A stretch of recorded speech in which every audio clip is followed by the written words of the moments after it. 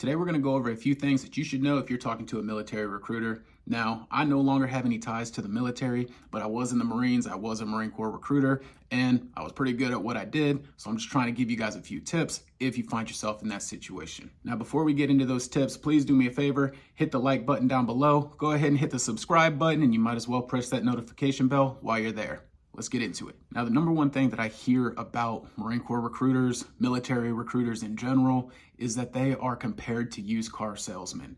That is something I've heard while I was in the streets recruiting. I still hear it to this day. So let's talk about this one. First and foremost, it's important to understand that a Marine Corps recruiter oftentimes was ordered to be on recruiting duty. If you didn't know, you don't just come into the Marine Corps and get assigned the job as a recruiter. You typically get selected to go onto it, or you volunteer to go onto it. The majority of that, you have been selected or ordered to be on that duty. And as Marines, in everything that we do, we try our best to be successful at whatever it is that we have assigned. So you always got to keep in mind that your recruiter is there to do a job.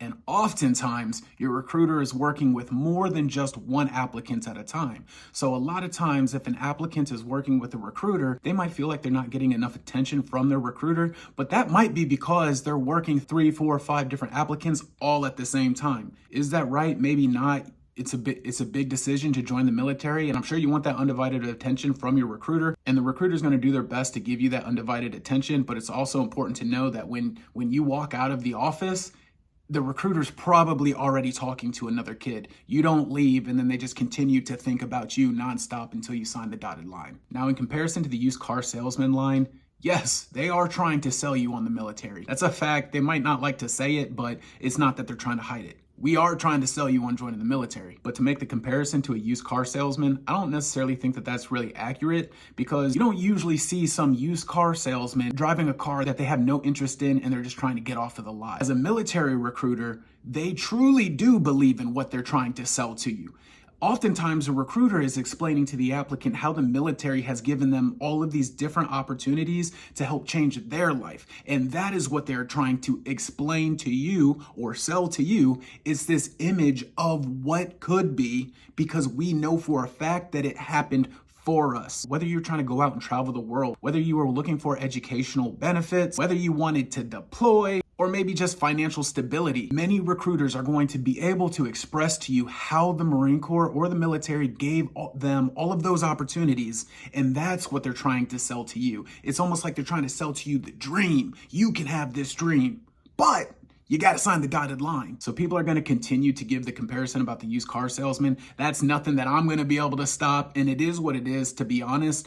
I don't personally see the comparison. I truly believed in everything that I was telling to each one of my applicants. And it was ultimately up to them to decide if this was going to be an option for them. Hey, and at the end of the day, if it wasn't, I tried my best to make sure I preserved that relationship, because oftentimes, even though the applicant doesn't want to do it and they walk out of the door, sometimes they'll refer their friend over my way because they're like, man, that was good information. It just wasn't for me, but I got a homie over here and it might be right for him. Next thing you know, I'm back in business. Now, the next thing that's important to know is that your recruiter is not an expert in every single job or military occupational specialty that there is in the Marine Corps or the military. Your recruiter is going to be an expert in what his or her MOS was, and sometimes they had more than one MOS, and with any luck, that recruiter works in an office with other recruiters, and each one of those recruiters have different jobs. That way, if I'm working in an office with 3 other recruiters, each one of them have different jobs. So if you ask me about a specific job that maybe I don't have experience in, I'm able to pull in one of those other recruiters and they can kind of give you an in-depth look of what that job field sort of looks like. But there are well over 300 jobs that you could choose from in the Marine Corps. And just to speak plainly, your recruiter probably has worked 1, 2, 3 tops, and one of those jobs is a recruiter. So we're basically taught to teach you like the well-versed oversight of everything that's available to you in the military. They can speak on different jobs a little bit, but to expect very specific answers for very specific jobs, your recruiter may or may not know the answer to it. But if this is a job that you want to do, you should definitely take it upon yourself to do some research on that specific job. Now, this next topic is a huge one, because 95% of people who have heard military recruitment recruiting stories have heard this, and this is that the recruiter lied to them. Now, I personally believe that recruiters aren't out there just lying to people. Some of them might, yeah, sure, but again, refer to the last one where you should do a little bit of research, because ultimately, recruiters, whether you're a Marine or you're a soldier or you're an airman, recruiters are people too. And some of them are very driven to become successful, and they might break that morality line where they're starting to lie to some applicants. Again, I think that that's a very small minority of recruiters, and the majority of people are actually out there giving accurate information. I think that the real issue typically lies with the applicant having a misunderstanding of what the recruiter said. Now, here's a great example of that from myself when I went through the recruitment process. I had let my recruiter know that I wanted to be a firefighter in the Marine Corps, which was crash fire rescue. That was the specific job that I wanted to do. My recruiter let me know, hey boss, I got you that job you kept asking me about. Hey, I had to put in some work to get that job, but let's go ahead and get that contract signed so we can set it in stone. I'm like, hell yeah, I didn't think twice about it. I went over there and I signed the line. My misunderstanding at that time was I did not understand the fact that there are different programs within one job field. So I signed the contract for a specific job field that had about 5 different specific jobs in it, one of which was crash fire rescue. But when I went through boot camp, at the very end of boot camp, I was told what my MOS was, and I found out that I was an admin. And I was like, what? My recruiter lied to me. And I honestly believe that my recruiter lied to me through half of my entire Marine Corps career, up until I became a recruiter and I learned how to specifically read that enlistment contract. I thought this whole time that my recruiter lied to me and put me on an open contract, when realistically he gave me the exact contract that I needed to sign.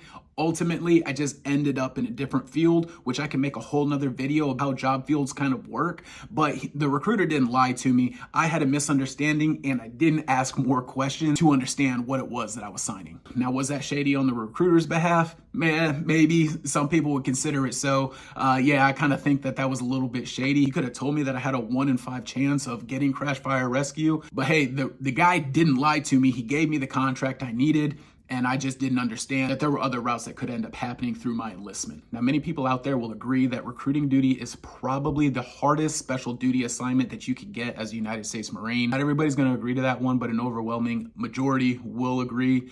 It's the hardest, because just because you're a United States Marine doesn't mean you have great people skills, doesn't mean you're good with public speaking, doesn't mean you're able to learn the ins and outs of all these different MOSs and so on and so forth. As a recruiter, you're going out there, you're putting yourself out there into an uncomfortable scenario that you have probably never been in before. So a lot of recruiters aren't happy that they're out there, but they are typically passionate about what they do, and they're always driven to be successful. So if you're going to meet with a recruiter, keep in mind a lot of the things that we just talked about today. Be open and upfront with your recruiter. If you got questions, ask those questions. And as a matter of fact, if you've got questions for me, again, I've got no ties to the military anymore. I just happen to have the experience of being a recruiter.